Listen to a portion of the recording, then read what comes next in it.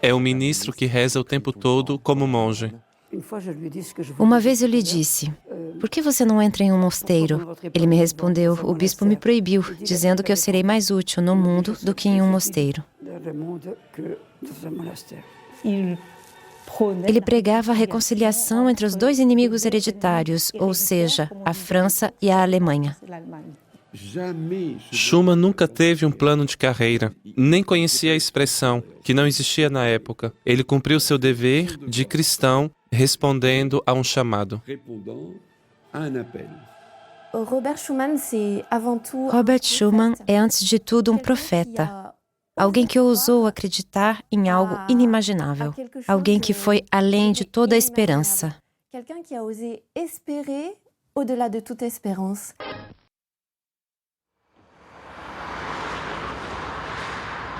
De mãe luxemburguesa e pai loreno, Robert Schumann nasceu em 1886 em Clausen, em Luxemburgo, abaixo do Planalto onde se situam hoje as instituições europeias. Quando era bem pequeno, ele ia de férias a Évronge, e as terras de seu tio estavam ao mesmo tempo sobre a França e Luxemburgo. A fronteira cortava o campo em dois. Então, quando a terra era arada, o arado passava da França a Luxemburgo, de Luxemburgo à França. Desde bem cedo, a ideia de ir mais longe do que as fronteiras se impôs a ele. Ele se tornou órfão de pai muito jovem, então teve uma educação fortemente marcada por sua mãe, que lhe transmitiu uma fé profunda, lhe ensinou piano, lhe ensinou muitas coisas. Ele fez seus estudos secundários em Luxemburgo antes de ir a Metz, Munique, Berlim e Estrasburgo, que na época era alemã. Sua mãe foi em um casamento. Na época, ela pegou uma carruagem com algumas amigas. O cavalo embalou-se, ela caiu e acabou falecendo. E para Robert Schumann foi um grande choque, a ponto de acreditarem que ele deixaria seu caminho para entrar em um mosteiro.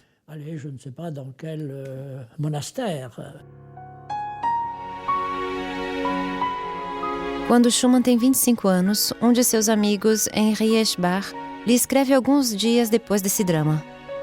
Nem tudo está acabado ou deve acabar para você nesse ponto. O dever, ao mesmo tempo duro e suave, lhe impede de se deixar absorver na dor.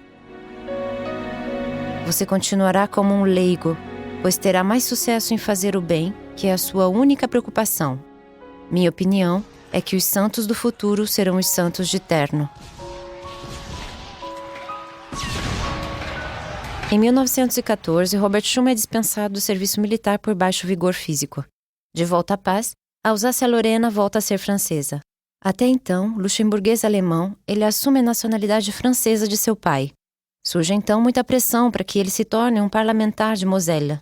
Depois de muito hesitar, ele aceita e é eleito em 16 de novembro de 1919, aos 33 anos.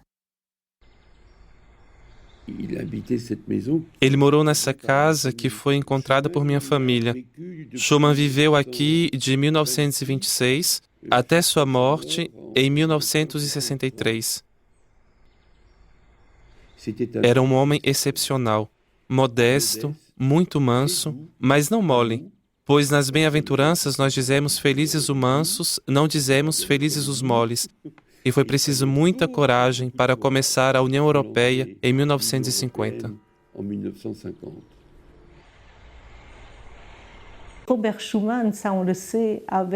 Robert Schumann tinha uma vida espiritual muito profunda e intensa.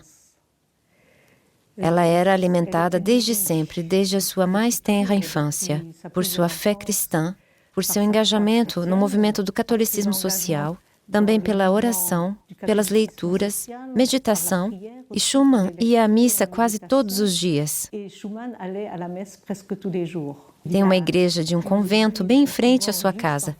E lhe bastava atravessar a rua para ir várias vezes ao dia se recolher naquela capela, onde ele tinha um lugar reservado.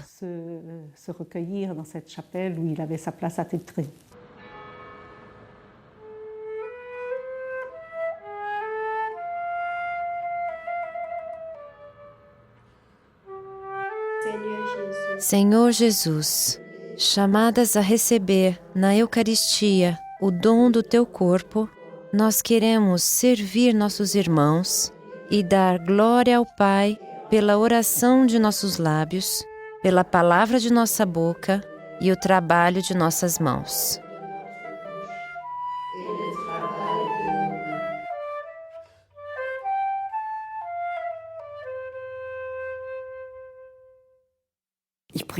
Ele rezava muito. Eu dizia às minhas alunas, se comportem bem, pois o Sr. Schumann está vindo. Ele se sentava atrás, no último banco. Era realmente um homem de oração.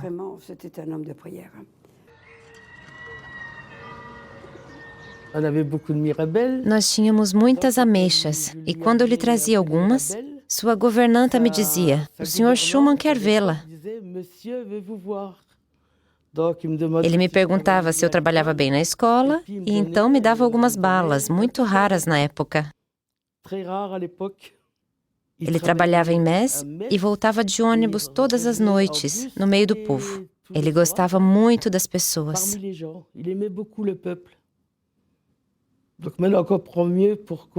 Hoje compreendemos melhor por que ele começou a fazer a Europa funcionar.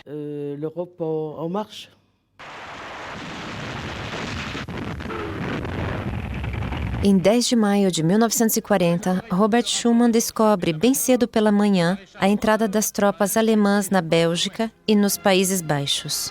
E a França é invadida em seguida. Ele foi pego pelos alemães que gostariam de ter sua colaboração, mas era evidente sua completa oposição à maneira que Hitler via o mundo. Durante a Segunda Guerra Mundial, Robert Schumann foi preso. Depois de sua prisão, ele foi levado a Neustadt. Ele não era um detento numa prisão clássica, era mais como uma residência vigiada.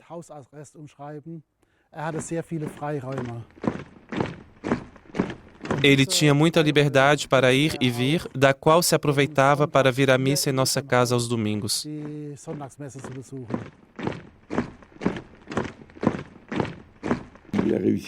Ele conseguiu escapar, ele se escondeu em vários lugares, mas principalmente no mosteiro onde ele estudou teologia.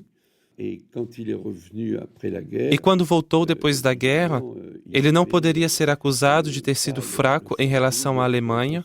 Ele não tinha o peso da culpa, mas ele queria a paz, o que é outra coisa.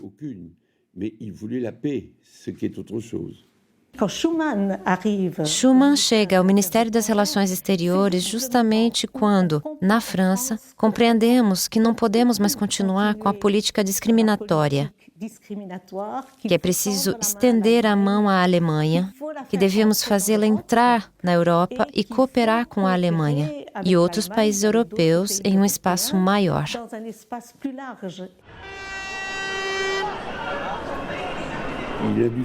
Ele teve que encarar movimentos insurgentes quando a União Soviética tentou trazer a Europa Ocidental para o seu grupo. Ele foi violentamente agredido pelos comunistas, que eram na época bem numerosos na Assembleia Nacional, e ele aguentou.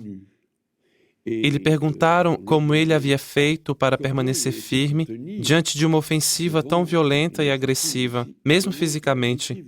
Os oficiais, em um certo momento, tiveram que conter pessoas que queriam pegá-lo pelo colarinho. Ele respondeu, durante todo esse tempo, eu mantinha minha mão no bolso e segurava bem forte o meu terço. Ele tirava verdadeiramente sua força de sua relação íntima com o Senhor. A reconciliação entre a França e a Alemanha em 1950 não era nada evidente.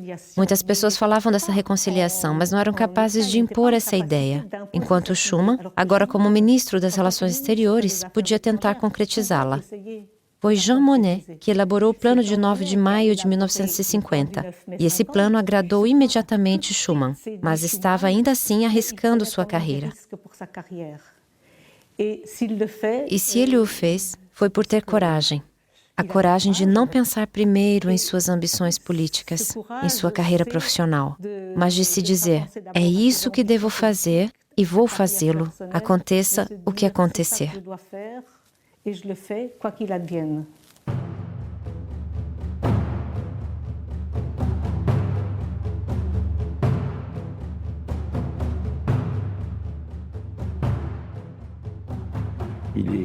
Ele veio aqui nos primeiros finais de semana de maio em Chazelles. Ele olhou isso de muito perto e depois teve a inspiração de avançar.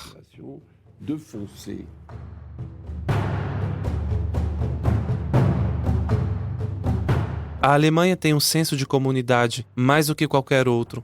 No seio da Europa Unida, ela poderá cumprir seu papel.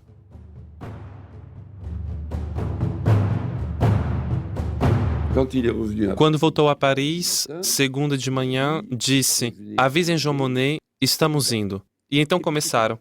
Eles ficaram escondidos durante 8 dias, antes do famoso discurso de 9 de maio de 1950, pois Schuman evitou revelar seu plano que teria sido imediatamente destruído. Ele o fez passar de forma habilidosa entre o Conselho dos Ministros, entre as questões diversas. Vocês sabem, próximo ao meio-dia, quando todo mundo quer sair para almoçar. E ele fez o discurso logo em seguida, diante do Conselho dos Ministros. Então, quando o presidente do Conselho, Georges Bidault, estava ainda hesitando, um oficial de justiça veio trazer uma carta de Adenauer que dizia: nós apoiamos completamente o plano do Sr. Schuman. Então Bidault disse: ok, prossigam, e foi assim que o discurso foi feito. Ao fazer-se há mais de 20 anos o campeão de uma Europa unida, a França sempre teve como sua finalidade essencial o serviço da paz. A Europa não foi construída, tivemos a guerra. A Europa não vai ser construída de uma só vez, nem mesmo construindo juntos. Será construída por meio de realizações concretas, criando em primeiro lugar uma solidariedade de fato.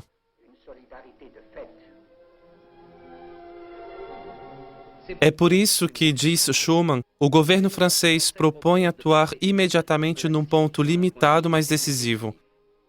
Ele propõe colocar toda a produção franco-alemã de carvão e de aço sob uma autoridade comum e uma organização aberta à participação de outros países.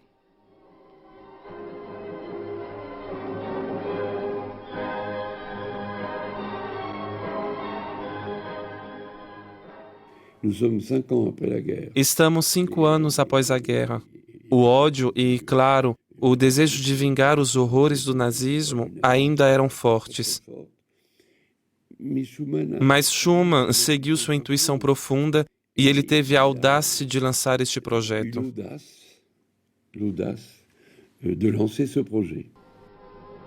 Os governos alemão, italiano, belga, holandês e luxemburguês responderam imediatamente ao chamado francês.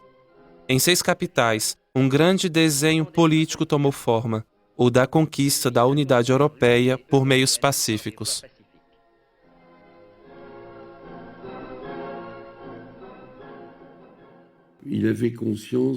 Ele é consciente de ter uma missão. É um homem manso e simples, humilde, mas quando ele tem uma revelação do que é bom e do que precisa acontecer, ele se abandona totalmente à providência e avança, e nada mais pode pará-lo.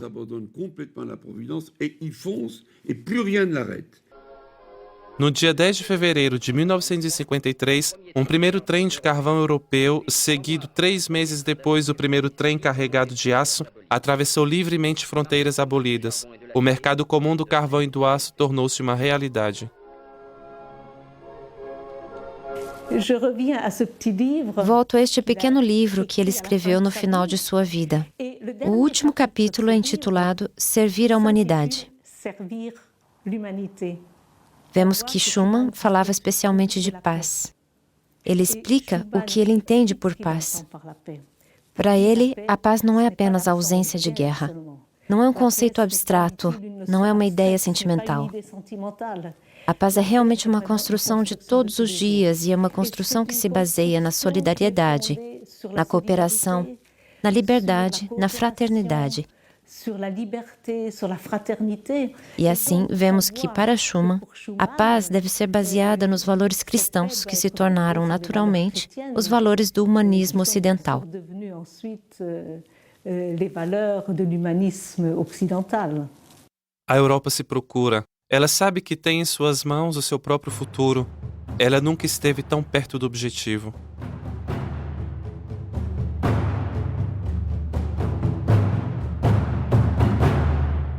Queira Deus que ela não deixe passar o tempo do seu destino, a última chance de sua salvação.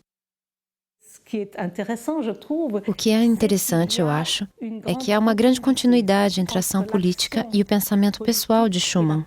Desde 1955, 1956, ele assume uma posição em favor do crescimento da comunidade para o leste.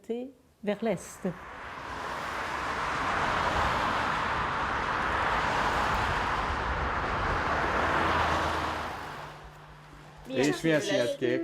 Csak kéken. Kék az jó, akkor tehetsz egy kék alakú. Elizabeth, neked is van napod? 3. Pode parecer surpreendente que um húngaro se interesse por Robert Schuman. Na verdade, durante meus estudos, fazendo pesquisas históricas, encontrei uma frase que dizia: "Este é o ministro que reza o tempo todo como monge." Isso realmente me tocou porque eu pensei, o ministro que reza e é comparado a um monge, então eu fiquei completamente espantado. Acho que o que realmente me tocou é que este homem deu sua vida. Ele se atreveu a ter esperança, se atreveu a ver além de tudo o que era a realidade política europeia dos anos 1940, 1950. Para nós húngaros, o ano de 1956 é interessante com a insurreição húngara. Sabe, naquele tempo, os insurgentes húngaros se revoltaram contra o regime comunista. Ele foi profundamente tocado por este evento. E, mais uma vez, ele vê mais longe. Para ele já era importante dizer que a Europa não era apenas 6 países. Era necessário ir além, era necessário expandir esta Europa.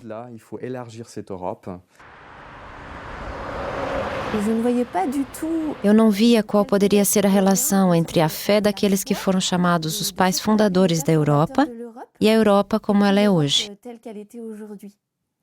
E, um pouco por acaso, fui levada a ler e a me interessar pela Declaração de 9 de maio de 1950, de Robert Schuman. A paz mundial não poderia ser protegida sem esforços fundadores na mesma medida dos perigos que ameaçam-na.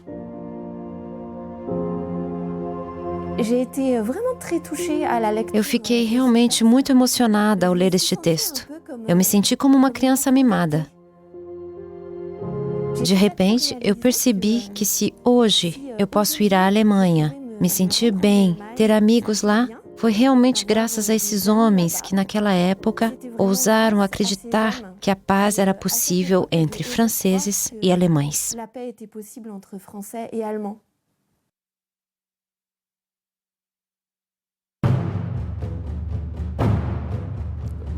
Após a Segunda Guerra Mundial, não tínhamos precisamente uma situação de paz. O mundo estava dividido entre leste e oeste, e essa separação passava no meio da Alemanha, no meio de Berlim, e em 1961 foi construído um muro através da minha própria cidade.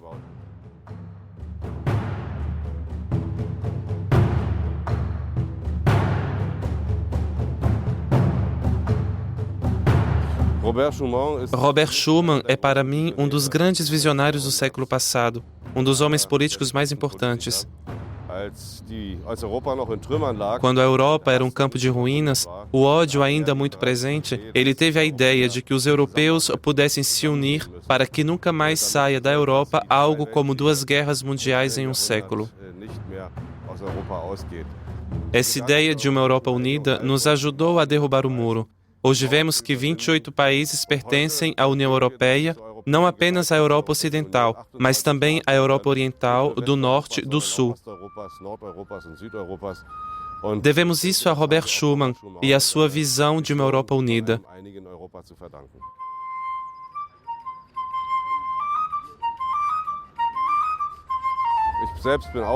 Eu mesmo sou católico e sei que sem uma base espiritual, tais ideias são irrealizáveis.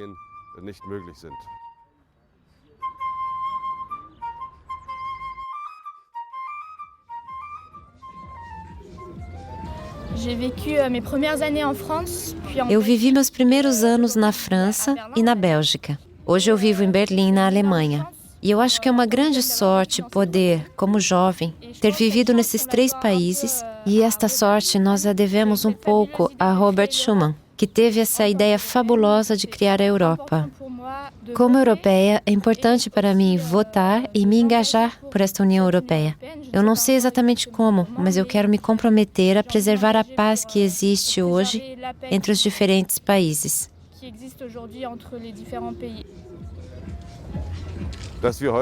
Que hoje nós tenhamos um longo período de paz na Europa não é coisa óbvia.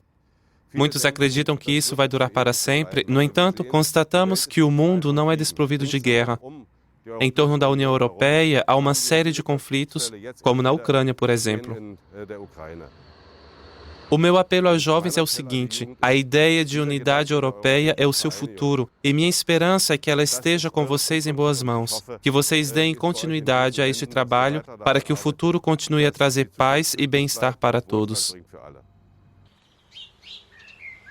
Estamos aqui em Bílá Voda, uma pequena cidade na República Tcheca situada na fronteira com a Polônia.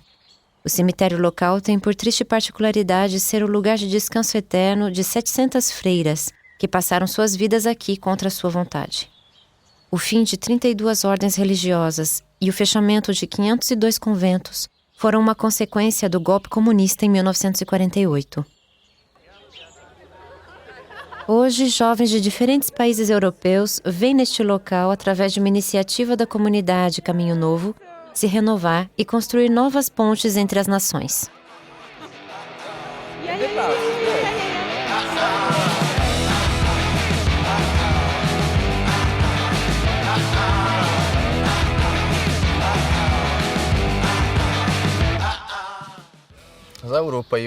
Para mim, a União Europeia representa a unidade que é muito difícil de alcançar, mas que pode ser também muito bela.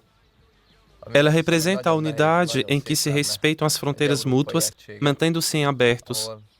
Uma Europa fraterna, onde nós não estamos lutando um contra o outro, mas onde nos apoiamos uns nos outros e através da qual também podemos juntos levar nossa ajuda ao mundo. És közösen segítünk akár a világnak is.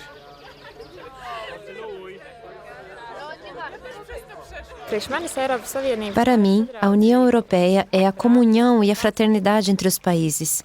E a sensação de segurança proporcionada pela União Europeia é muito importante agora.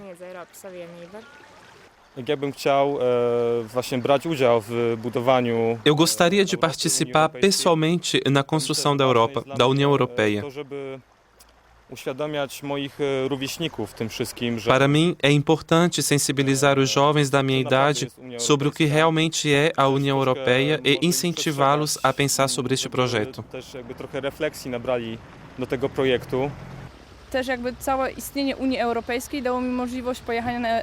Graças à existência da União Europeia, eu pude participar do programa de intercâmbio Erasmus, e esta é uma experiência maravilhosa. Ir à França e descobrir a vida diária, aprender mais sobre si mesmo através de encontros, compreender o que é realmente importante para os outros. Co jest ważne dla innego narodu i też jakby co jest ważne dla tych innych, co przyjeżdżają też do Francji w tym momencie. Eu acho que o fato de sermos todos diferentes é muito importante, pois essas diferenças nos enriquecem e nos ajudam a nos unir. Myslím, že velkým Acho que o Papa Francisco dá uma bela mensagem para nós quando ele diz que devemos nos aproximar uns dos outros e demonstrar a simplicidade da fé, da proximidade e da misericórdia de Deus.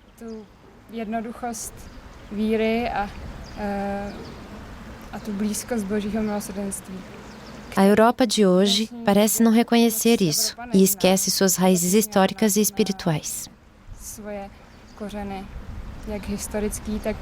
Duchovní.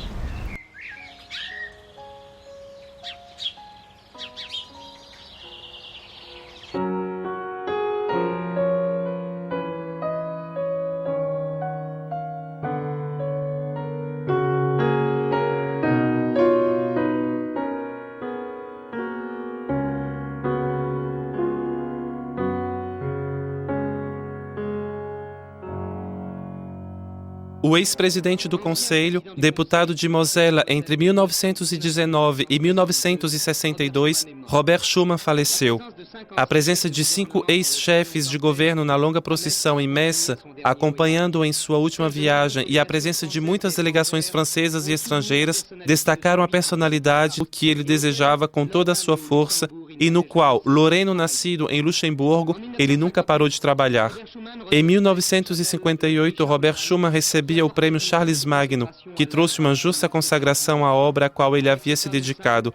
Com este homem simples, é de fato um grande europeu que se vai, um dos verdadeiros pais da Europa.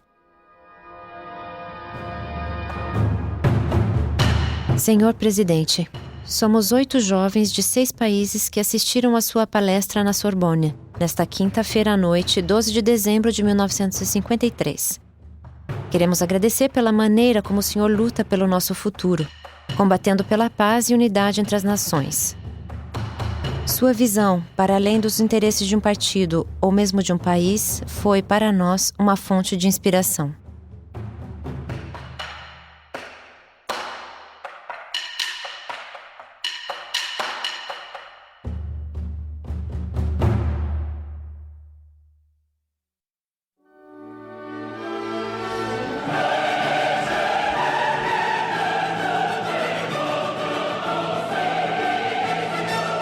A palavra do mês está no Evangelho de João, capítulo 15, versículo 16. Vocês não me escolheram, mas eu os escolhi e nomeei, para irem e darem fruto, fruto que permaneça, a fim de que o Pai lhes conceda o que pedirem em meu nome.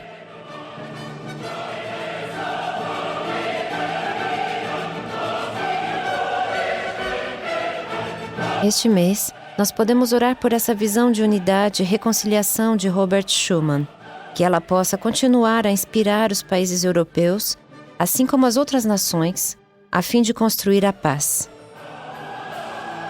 Oremos para que mais cristãos ouçam o chamado para se envolver no campo da política, colocando em prática os valores do Evangelho.